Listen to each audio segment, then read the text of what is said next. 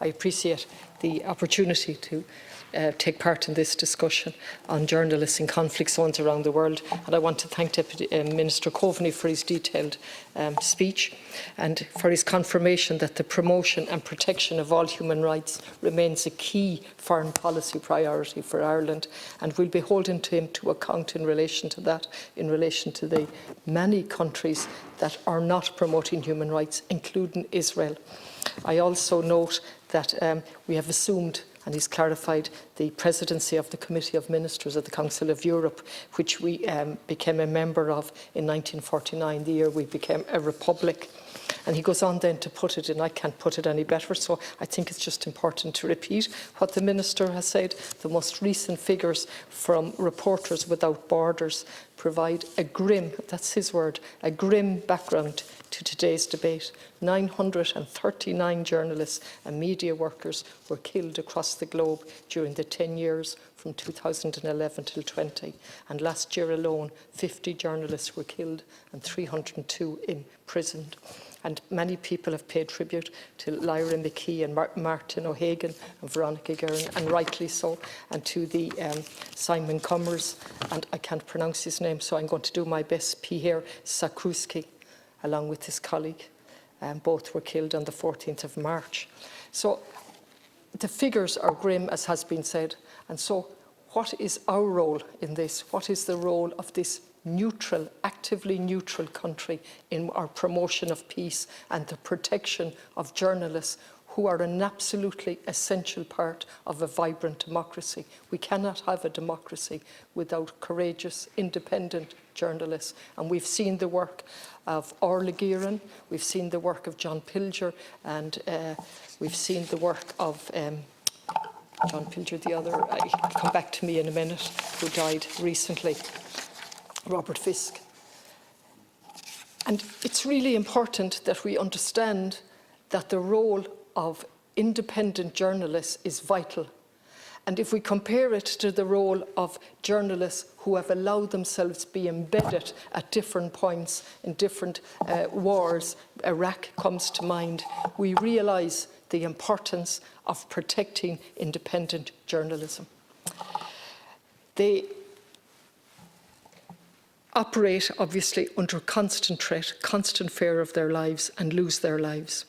And it's important what they do, that the narrative from any dominant power is questioned. So we don't have narratives just from the bad guys. We have narratives that are self-serving for all powers, and at all times they must be questioned. If we don't do that, we don't do it at our peril, and we endanger our democracy. And so if we look at what's covered and what's not covered, and the abominable, illegal invasion of Ukraine has to be covered, without a doubt. But the focus has been taken off so many other wars.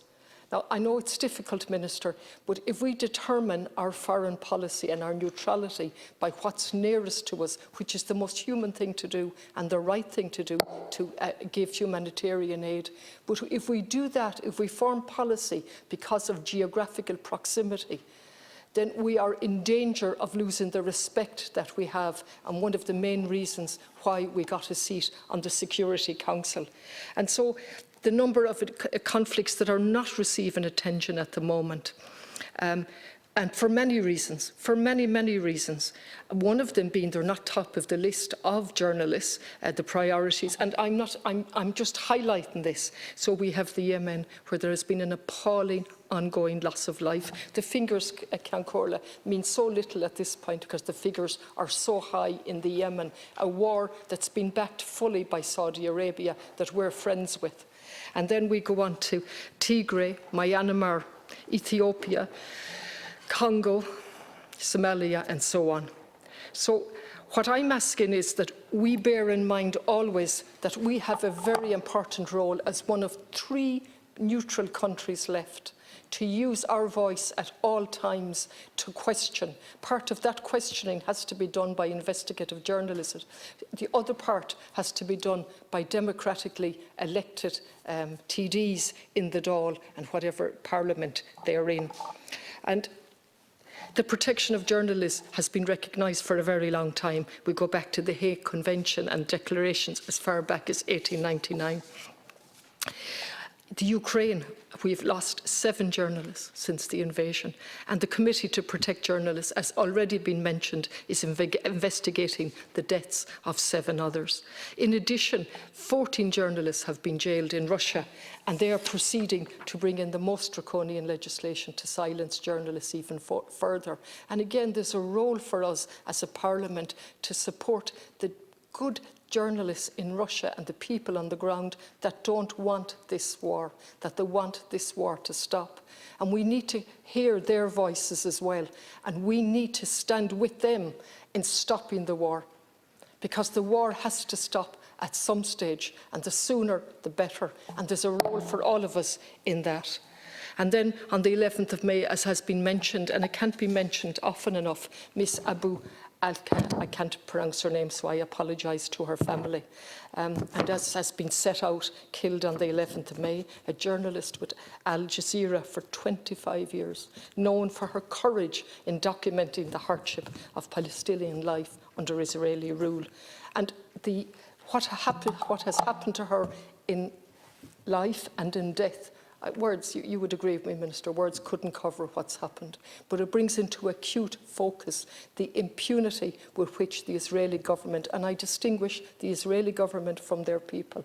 And I know that our courageous people in Israel who have spoken out repeatedly about the apartheid regime operated, the words of amnesty, not me, the words of amnesty, the apartheid regime being operated by Israel. And so we have a government there that thinks they acts with impunity. And we have a report from Amnesty, as I said, and this government is still analysing that report. We're still waiting for the response from government. I've read the report. I never expect a busy minister to read it in the first few days that it comes out, but it's now weeks. It's now weeks since it was published, and we have no response to that. The response and the failure to carry out an independent investigation by the Israeli establishment is nothing short of shocking and appalling. And they've come back and said it's an active combat situation. I don't know how we're not calling that out for what it is. The Minister Coveney certainly has issued very strong words, but what is the next step? Only last week we heard that the IDA have a liaison person on the ground in Israel to bring us closer in terms of trade. And the comment about that was, that's nothing unusual. Well, I think, unusual or not, it's most unacceptable that we would be tightening our links in that manner while this is going on, and we're letting it happen in our name. I want to mention Malta as well, because another neutral country, and the journalist that was killed there, right on our doorstep. 53 when she was killed in a bob in October 17. And she had spent 30 years as a journalist uncovering networks of corruption in Malta and abroad, and her car explodes. And finally, there is a public inquiry, finally, but that was precipitated by a resolution passed by the Parliamentary Assembly of the Council of Europe, which shows, Ceann Comhairle, how important that organisation is. And they actually found that the state was responsible for her death, and I know there are processes in being at the moment. Interesting again, the 437-page report found that the state had created, this is Malta in EU, had created an atmosphere of impunity. That's Malta, generated by the highest echelons. And finally, I want to conclude by mentioning two journalists, Julian Assange, who this government and all governments prior to this have utterly ignored. And that extremely courageous man published in 2010 almost 500,000 documents and from Chelsea Manning at the time, showing a video in which 2 US soldiers in an Apache helicopter gunned down a group of unarmed civilians. Now, I'm running out of time, but there are any amount of examples of what this man.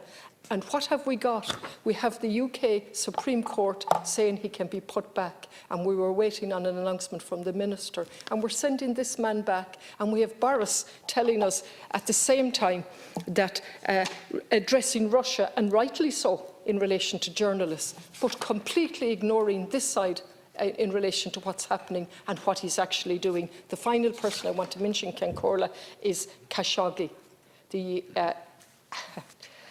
journalist. I mean, what happened to him in 2018? And we have let that go by as well without any action following our condemnation. And the role of Saudi Arabia in that, while we tighten up our relationship with them and we decide the world on the basis of our friends and not our friends, them and us, that's an extremely dangerous foreign policy. Thank you.